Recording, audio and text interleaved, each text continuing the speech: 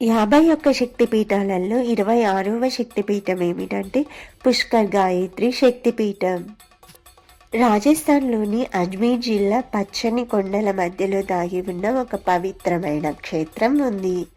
అదే పుష్కర్ గాయత్రి శక్తిపీఠం.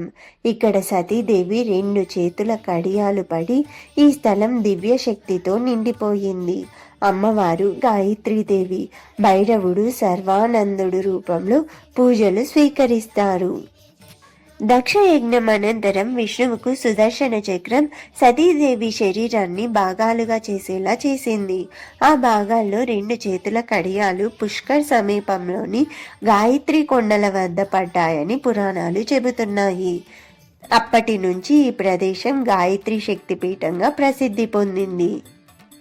పుష్కర్ సరస్సు, బ్రహ్మ దేవాలయం, గాయత్రి కొండలు ఈ 3 పవిత్ర ప్రదేశాల మధ్యలో ఈ శక్తిపీఠం ప్రత్యేకమైన శక్తిని కలిగిస్తుంది.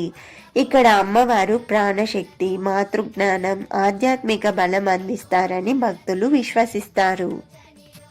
గాయత్రీదేవిని ఇక్కడ ప్రార్థిస్తే మనస్సు శుద్ధి చెందుతుంది. చదువులో, ధ్యానంలో, ఆధ్యాత్మిక పురోగతిలో వేగంగా అభివృద్ధి కలుగుతుందని చెబుతారు. సర్వానందుడు భైరవుడు భక్తునికి ఆనందం, శాంతి, రక్షణను ప్రసాదిస్తారని నమ్మకం. పుష్కర్ గాయత్రి శక్తిపీఠం ప్రపంచంలో అరుదైన ఆధ్యాత్మిక శక్తి సమాహారం. ఇక్కడికి వచ్చిన ప్రతి భక్తుడు అంతర్మనం వెలిగిపోయిన భావనతో వెళ్ళిపోతారు.